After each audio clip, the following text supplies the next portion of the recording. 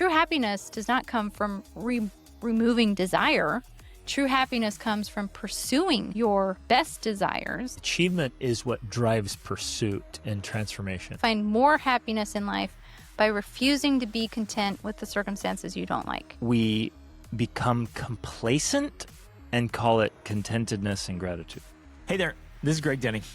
We want to reach as many people as possible and help as many families as possible with these conversations. And we want to keep this podcast ad-free forever. You can help us do that by subscribing on Spotify or Apple Podcasts or wherever you listen, your favorite platform, and on YouTube.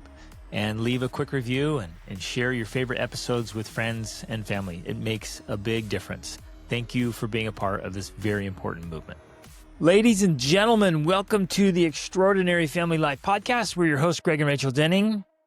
And today, we've got a doozy. Very exciting. Rachel has a story to share. And then I have some ranting to do. And Rachel's kind of feisty today. So we might have some ranting and some raving. So be forewarned, people.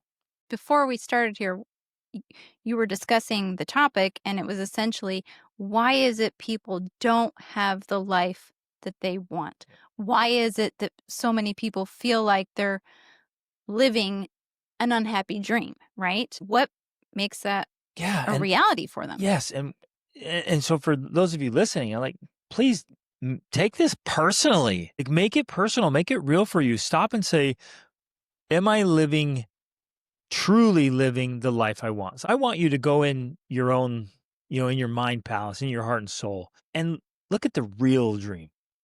And I know some of you have set that aside, have buried it deep because it's painful to think about. It's disappointing because when you stop and think about it, you're like, yeah, my life isn't where I want it to be. Yeah. This doesn't look like what I wanted it to look like. And that hurts. But where there's pain, there's power. So as you're thinking about this, like, okay, am I living my dream life? And if not, why? What's off here? In order for you to actually achieve, to do more, to pursue your dream, there does have to be this, what we now call divine discontent, where you have to be discontented with what you have. One of the things you say is you get what you tolerate. You have to stop tolerating what you have. And that can be very difficult for people. You and I believe, have learned how to do that in a healthy way where we can 100% be filled with gratitude for everything we have, but at the same time be like, I am done tolerating this. I will not put up with this anymore. I am changing it. Yeah. And that's what gets us the results we want. Too often people aren't willing to do that. They continue to tolerate that instead of not tolerating it anymore so that they can get the results they actually want. Within yourself, you're like, no, I will not allow that anymore. I'm not going to tolerate that behavior from myself anymore. I'm going to raise the standards. This is on you.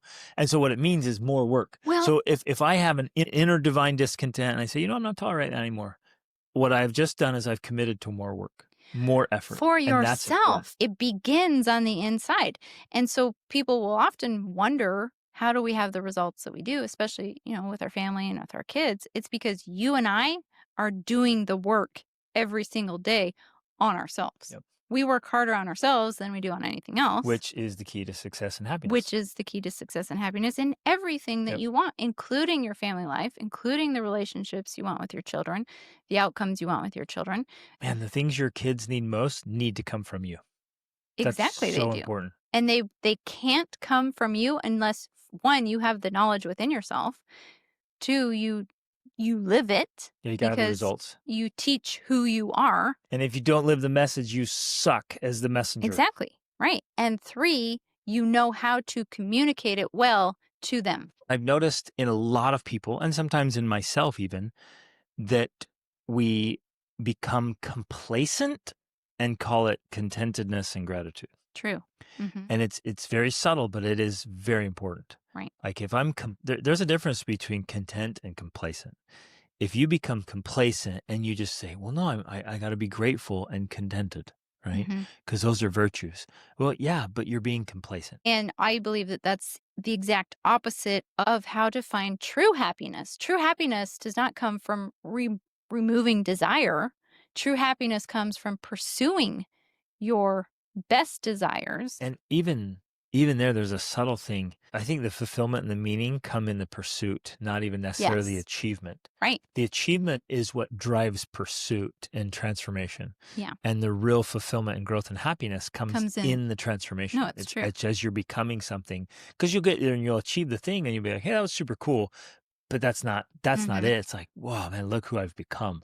That's it. Right. The path to becoming the very best version of yourself is constantly working on growing. It's constantly taking that journey. It's never saying, oh, I've arrived. I'm here. I am perfect as I am. There's no need for me to work on anything else. It's recognizing that that's an ongoing journey to continue to work on yourself because you're not perfect. I think that's part of the secret sauce right there. Yeah. That we've figured out how in our minds to settle that place of like, well, I'm on a path of endless development. Right. For lifelong growth. The idea essentially is like create a life that you don't need a vacation Right. from. Exactly. Like we create these lives. It's the There's unhappy like dream, and we're like, oh, I just need a vacation, escape from my terrible existence. Right. And I want to stop and like, wait a minute, why do you have a terrible existence? Exactly. Now, to be totally transparent with you guys, like there were huge sections of our lives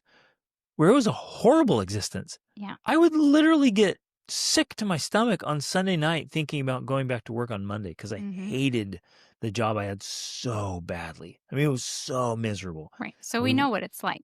We've been there. At the time, I felt like I was doing all that I could to provide for the family. Really, what I was just operating within the bounds of my own ignorance and my limited skills. Yeah.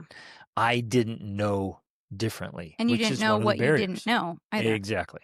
So my ignorance was making me blind. And your limitations. And I was working so hard inside of ignorance. Man, that's an important point.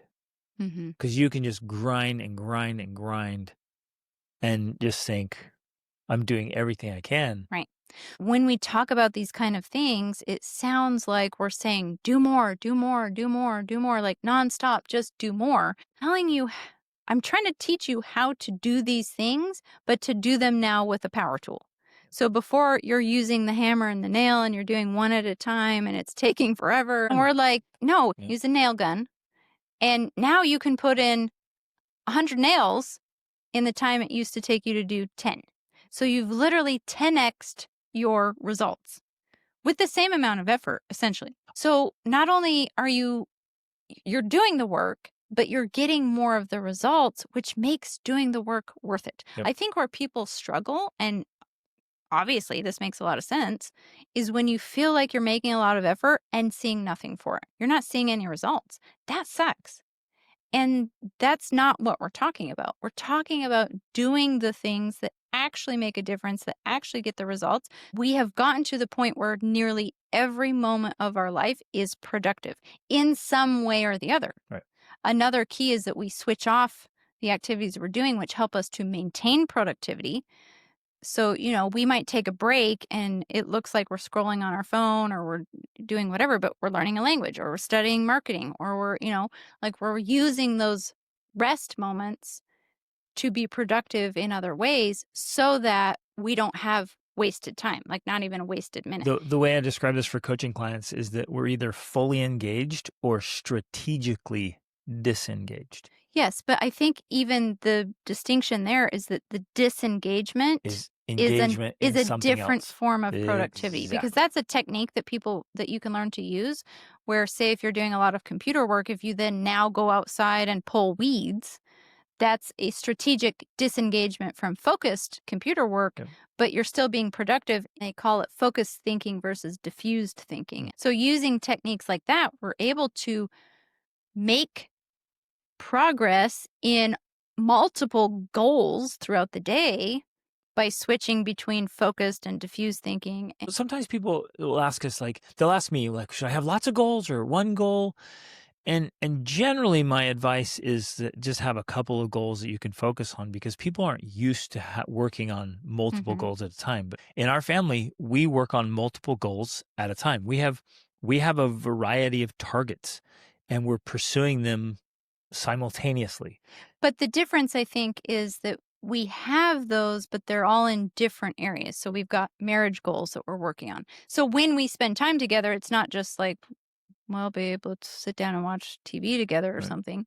Not that we may not do that, but it's that we're intentional about our time together to focus on moving our marriage forward. Same with our time with our kids, same with our time with homeschooling.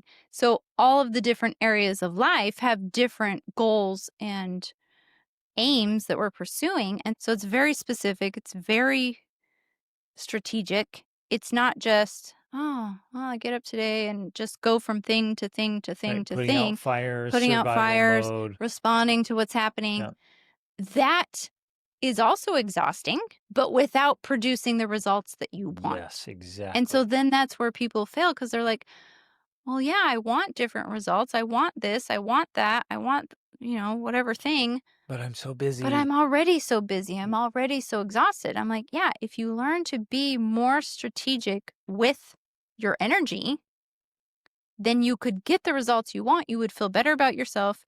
You would feel better about what you're doing. And you could continue that process again and again to continue getting more and more results. Yeah. Yeah, I love this because as I just kind of stop and break it into this particular framework we're talking about, you and I are easily working on 6 to 10 goals per day, and it's fun, Hmm. it's enjoyable, it makes for an excellent life. And I know some of you are like, oh man, that Just sounds sounds exhausting. overwhelming, and how do you keep track of it all? And I'm just trying to make it through the day. And I guess that's one of our points is like, stop waking up to try to make it through the day. Is that your target is to make it through the day? Your target is to survive? No way. Get up and have some targets and deliberately move progressively through the day because you're going to love it. And you're going to love the journey of it. You're going to love the process. So we get up, we work out crazy hard. We're in great shape. We're very healthy. And we work out super hard. Do I always feel like working out hard? Nope. I often get in the gym like, man, I don't feel like working out. And then I get working out and I'm still wrestling often in my mind through the workouts. Like I need to push harder. I'm like, I don't feel like pushing harder. I'm tired and sore. And like, I don't want to do this. But then I always think, and maybe this is one of the key takeaways today for those of you listening. I read this quote. I was probably 17 when I found it. The chief cause of failure and unhappiness in life is giving up what you want most for what you want in the moment. Hmm. And I think that's where most of us are failing. Well, I've heard you say it a different way. I'm probably going to get this quote wrong, actually, because you say something about most people are interested in pleasing methods, but you're interested in pleasing results. Yep. Like you want the results, where most people are focusing on, like, oh, I don't feel like this, or this doesn't feel good, or it's so much effort. And so they don't do it. But then, of Because the course, method is uncomfortable. yeah, the method's uncomfortable. And so then, of course, well, they don't have the results Right. because they're not willing to go through the discomfort of doing the thing that gets the results. And yeah, I mean, that is a major difference. We're willing to push through discomfort to do the work that brings the results. Now, going back to something you mentioned before about where, like, yeah, it just seems so exhausting. It seems so, how do you keep track of it all? How do you stay on top of it? How do you stay motivated, energized? And to be honest, like, we have not been at this level our entire lives or married lives. Like we mentioned before, we've been there. We've struggled. We've been broke. We've been unproductive. We've been lost and confused and not getting the results we want. We've been there. And there definitely is this process of training yourself to remember that you have goals, right? And to remember to work on them and to remember to be more productive and to not get distracted on YouTube or Facebook for hours. There's all of these things that, like, it takes time to implement all of the pieces of the puzzle, to say, so to say, so that you can get to this level of productivity. But I got to pause it. That's why coaching, real life coaching from people who have the results you want, that's where it's powerful because you can collapse time. Right. So the reason it took us so long to create the changes is because we didn't have coaches. We didn't Yeah. have mentors. We Right. were trying to figure this out. We read Yeah. a few We're books and figuring it out on our how own. in the world do you make this happen? And we figured it out. So now in our coaching, the coaching that you do and the coaching that I do, that's what we do. We Well, just even collapse like time. your 90-day fitness challenge, it's starting. Right. I'm taking 27 years or more of fitness and health study and my own experimentation. Like I was the guy that like, no, I got to have a gym membership at the best gym with all the equipment and all the stuff and things. And that's how I can stay in great shape. And then we got this crazy idea to go wander the earth with our kids. With no gym And membership. I get out there, I'm like, oh, there's no gyms here. Instead of making a declarative statement of like, I have to give that up, I just started asking questions like, wait a minute, how could I stay in great shape even without a gym? Like I'm Mhm. traveling anywhere in the world. I have no idea what kind of equipment I'm going to have, if any. How can I stay in great shape? And I figured it out. Hmm. And how can I make sure we eat healthy food? Right. Or we're just going to have to eat whatever's available. And that was our thing at first. And I'm like, no, I'm not playing that game either. And so over all these years, we figured out and absolutely dialed in family health and fitness. And I'm giving Well, it right, all to them in the course. because we have been able to maintain that. And I think that this is another good example of what we're talking about here. We didn't allow our circumstances to become an excuse of why we now couldn't have XYZ Yep. outcome. You still wanted fantastic fitness. I am not that fit, but I have great health and I've maintained thinness, right? My form. And we did it through being it didn't just happen by accident. That's what I'm saying. Being very, very strategic. Right. And so I'm sharing that, all of it, the food stuff and the fitness stuff. And so So, it's totally doable. And it's actually way easier now because I'm giving you the tools and the leverage. right. And so the point is that if you don't have the results that you want in your life, if it's in fitness, if it's in parenting, if it's in marriage, the thing that we have learned is that the answers are out there. There are ways to get the results that you want, but you have to be intentional. You have to be motivated enough. And basic psychology teaches this, where if you focus on the thing you really want, so envisioning that outcome of what it is you want, whether that's with your kids or your marriage or your health and fitness or whatever, your finances. And then the other side is also allowing yourself to feel the pain, like really, really, really feel the pain of what happens if you don't do the thing. Yep. If you continue on the path that you are on, what's going to happen? What is going to be that outcome? And you and I think, have gotten really good at that, where we can see, and in fact, I think it's key to our parenting strategies as well. I think it's key to why we've been so successful as parents is because we are able to clearly see the long-term outcomes of certain actions and behaviors, and we intervene quickly. Okay. So basically, I think there's 6 major categories: physical, mental, emotional, spiritual, social, financial. And I want you to just take a moment and just kind of go through each of those. And it'd be great to just pause this and do some writing or do it later on. Do it yourself, do it with your spouse, maybe even do it with your older kids. But really just kind of walk through your life and be like, what? And I think the easiest place to start is what I don't want. That's where we started. That's where I started. Yeah, Because often absolutely. you're like, what do you want? And I'll ask clients, I'm like, what is it you want most? They're like, honestly, I don't know. I'm Mhm. like, what do you want this to look like? What do you, in 5 years from now, 3 years from now, 10 years, 20 years from now, what do you want? They're like, I don't know. What's your dream? What's your goal? I don't know. That's the most common answer I get. So start going through this stuff. Start with what you don't want. Well, okay, because you mentioned that. And first of all, this is a process we've done again and again. And it's not like something you do once and that's it. Like it's an ongoing thing where you're constantly, and I love to do it at least once a year, sometimes even more. Like, what do I want? But very often we know we can get to what we want by starting with what we don't want, because many people, that's an easy question to answer, which then interestingly ties into what we were talking about before, where people feel like, oh, I need to be contented and grateful, but they still know What they what don't it want. is they don't like Yep. about their life. That's where I Even always if they might go. not bring it up because it feels like they're complaining or whatever, you need to bring it up. You need to talk about what it is you don't like about your life. Yep. What don't you like about your marriage? What don't you like about your kids? What don't you like about the relationships you have? What don't you like about your finances? Get specific about those things and actually write them down and think about them, because then that's where you can now move into the space of, how could I put an end to this? Or how could I get a different result? Or how could I change this? And it's so powerful. That process, in my experience of all the people I work with, that process comes quickly. Because you say, okay, what don't you want physically? Once you get clear about what you don't want, Mm-hmm. it's much easier to get clear about what Well, you it do. helps you then identify what it is you do want, because then you can switch that and you can say, okay, I want to be strong and lean. Yep. And now you have an actual target, right? Because if we really want to get into the specifics of all of this, that if you constantly focus on what it is you don't want, you actually, in a way, attract more of what you don't want, right? And so it can be tricky. It's a great starting point, but you can't stay there. You have to switch to what it is you actually do want. Some people are more motivated by the pursuit of pleasure, and others are motivated by the avoidance of pain. Yeah.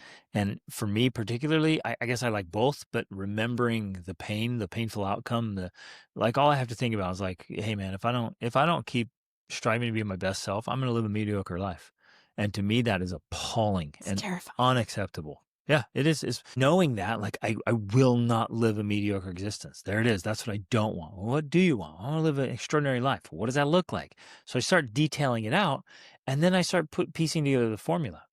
Mhm. And we get into this is what we do in our coaching. This is why we have our programs. Why I have a tribe. Why you have your challenge for moms, especially for an extraordinary family life. But today's episode is really asking the hard question of like, well, if you want that, why don't you have it? Why don't you? And please do this. Please ask the hard question. Look yourself in the mirror, literally or figuratively, and say, why don't I have what I actually want? Why isn't my marriage where I want it to be? Why isn't my body in the condition that I want it to be? Why aren't my kids and my relationship with them, why isn't that where it needs to be or I want it to be? Why aren't Why my is my life finances? an unhappy dream? Yes. Why do I feel like I have to escape from either into my phone or into Netflix or on a Mhm. vacation or in meditation? Like, if you have to meditate to escape from your unhappy dream, like, don't get more into meditation. Get into fixing your unhappy dream. Right. Like, gosh, stop tolerating that. Why? Ask that. Well, like, why have you been tolerating that? Why have you been accepting that? And what's going to come up, ladies and gentlemen, are some very uncomfortable answers. Mm-hmm. There's going to be a little pain here, which is good. You're going to have to face some realities. You're going to have to look into the abyss that Jung talked about a little bit Mm. here and realize I created this. I've tolerated this. I settled for this. Or you just say, well, why don't you have that? Well, it's because it takes a lot of work and then you're like, well, why aren't you doing the work? And you might, in one instance, you'll be like, I've been lazy. And that's a punch in the gut. Like, wait a minute, I'm exchanging what I want most for my laziness. That's a horrible exchange rate, just in case you're wondering. That's true. There is a level of truth to that. We, as human beings, we like comfort and we like luxury. I believe it's there on purpose. It's a force that has driven human progression. Without a desire for comfort and luxury, we'd still be living in caves and cooking over fires. The good. But there is a dangerous side to it, because, and especially nowadays, I think in earlier times it was easier because laziness literally was life threatening.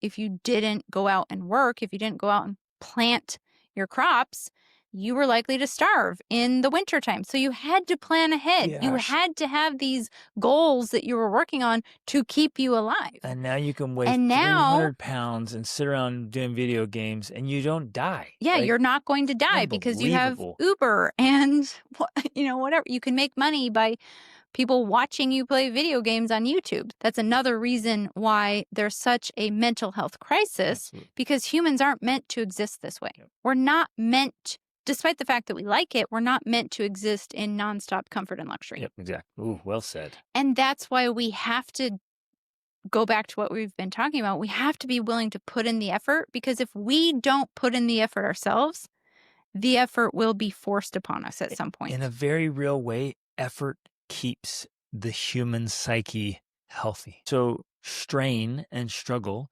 ideally chosen, but if not chosen, forced upon us, like you said. Right. It'll come one way or the other. So choose strain, choose struggle, choose effort, and it'll keep you and your family healthy, mentally, emotionally, physically, socially. Chase Well, chase the challenge. I because of our lifestyle and the way we live life by daily choosing challenge, because we're choosing the challenge, it automatically, because I just think this is the way it's designed evolutionarily, divinely, it keeps at bay those other Yep. trials and tribulations. Absolutely. Right? And so we have the We don't have results. the sicknesses, the illnesses, the mental illness, the depression, because we are choosing challenge, which keeps us healthy physically, mentally, emotionally, spiritually. It's building those muscles rather than having problems because of emotional and mental atrophy or spiritual atrophy. It really is like this preventative medicine. Yep. So I'm going to be lovingly but honestly blunt and frank here because You haven't been yet I've so seen far? it. I gotta ratchet it up a little bit. Yeah, warning. I've seen it too many times where people acknowledge they have results they're not happy with. They've had outcomes that honestly are unacceptable By their own by their own standards, not by standards. you. This No, isn't Greg Denning no. saying your This outcomes are this is unacceptable. and then this is where it's critical and just baffles me. Then they keep doing what they've been doing. They're like, yeah, I gotta stop eating this garbage. It's killing me. And then they eat it. And again, lovingly but firmly in your face, and stop doing that crap. Like for you, for your family, for your dreams, for God, stop that crap. Like if you know there's something that's preventing you from being the best version of yourself, Or even just a better version. stop it. Just stop. I think that this is the key, perhaps, to successful living in general. If you know there's something about yourself that you need to change, and then you make efforts, even baby efforts, baby steps, where I know you're not a baby step guy, but I'm saying even if you make baby steps towards changing, you will feel better about yourself just in that little 100%. small way. And as you continue to do that, step by step by step, heading in the right direction, you will continue to feel better about yourself. And that just grows and it spirals upwards. But it's when we know we should change something about ourselves and then we don't, and we don't, and we don't, that's when we feel worse and worse and worse. So the real key here to making those changes is when you feel that inner knowing, when you admit to yourself that, hey, there's this thing that I need to change. There's this thing I need to stop doing. You have to start using your own intuition. You have to start practicing that by just saying, okay, what do I do? What's the one small step I could take now to change that? Or And the it may one just be or the simply, one giant leap. right, whatever it is you feel like is the thing that you. I love how Jordan Peterson says it. He says, what is the thing that you know you should do and that you will do? Because there's things you know you should do, but you're like, I can't even touch that. That's so far away. What's the thing you know you should do and that you will do it? And that might be as simple as something like, I'm going to throw away these Oreos. We love to pick on Oreos, don't we, babe? I'm going to just go over right now and apologize to my spouse. Or I'm going to go tell my kid I love them. It's just the one little thing that you know you should do and you can do right now. And it feels good. You like yourself, and it starts creating better results. Exactly. And then you just do that Again moment and after again moment, and day again. after day. That's really all it comes down to. I mean, if there's anything that we've done, that's it. It's just moment after moment saying, what is the one thing I can do, that I should do, that I will do right now to move me one step closer to this outcome that I want, or one step away from this outcome I don't want. And I know what like totally transformed our lives is when we just said, kind of, okay, I'll hold off. Like, what has to be done here? Mm-hmm. What do we have to do? What price do we have to pay? And we had to invest. We had to invest money that we didn't have. Mm-hmm. We had to make efforts and commitments that we didn't know if we could keep or not. Like we had to put some skin in the game. There are sacrifices you're going to have to make to become the new you. To move forward towards what you actually want, you are going to have to make sacrifices. Now, it can start with the baby steps for sure, but as you continue progressing, and it will get easier, you'll know, you have that inner knowing of what you need. And ultimately, that's the key. Yes, coaching is powerful. You need coaching, but it's all in the name of helping you to develop your own intuition so that you can listen to the things you need to make the most progress on your unique path. I think it's an important distinction. That's what I do in my coaching. I just ask them what they know they Right. need, and then where the power comes in is giving them the tools and the accountability to Mhm. actually follow through and make it happen. Because Yeah. that's where we can all say, "Well, I'm just gonna do this on my own. I'm gonna save the money or whatever. I'll do it on my own." And it ends up so many things, so many transformations are way harder than they need to be. And slower than they need to Way be. slower than they Right. need to be. And it's worth, like, going back to the power tools and the nail gun. It's Mhm. worth investing in the power tools to save time and effort, Right. because then you And get the like, results and you keep progressing upward towards the best version of yourself. well, and I think that's another huge benefit with the coaching is because you have someone there because people think by speaking. Like when you can speak with someone, that's a great form of thinking through and solving problems. And so having a coach to talk to think through the problems is huge for problem solving and moving ahead because most people get stuck and they don't know what to do and they never talk to anyone about it who can actually help them. That's also a big difference.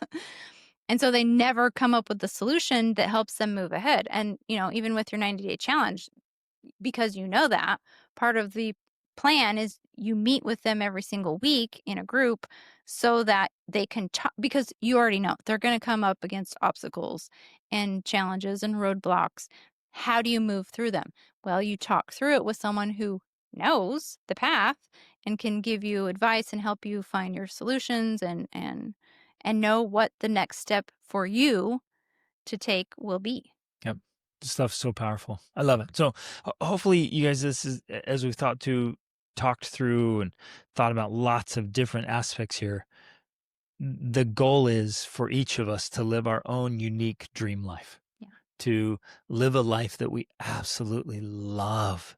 That at the end of the day, you're laying down just filled with gratitude for your life. And then the next morning, you wake up early uh, to an opportunity clock, like, yes, I don't even man, wake up to an or without alarm one, clock. ideally. That's how amazing my life is. Yeah. I never have to wake up to an alarm clock. Yeah. I hate alarm You just clocks. get up and be I like, just wake up "Yes, I have naturally. another day of life."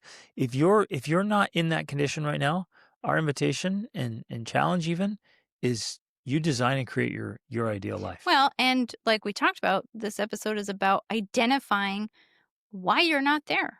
What is holding you back? What are the things about your life that you still don't like?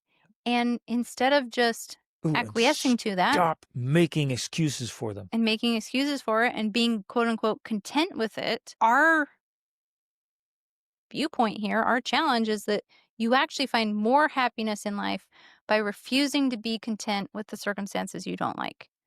And that seems counterintuitive, that like, oh, we're just supposed to accept things and be happy with them. No, you're not supposed to do that. You find more joy, more happiness, more purpose, more meaning in life by refusing to tolerate and settle for the things you don't like about your life. Boom. That's crazy, but it's true. So true. Amen. I just want to applause and give you a standing ovation and a big kiss. That was awesome. Okay, love you guys. Thanks for listening. Reach upward.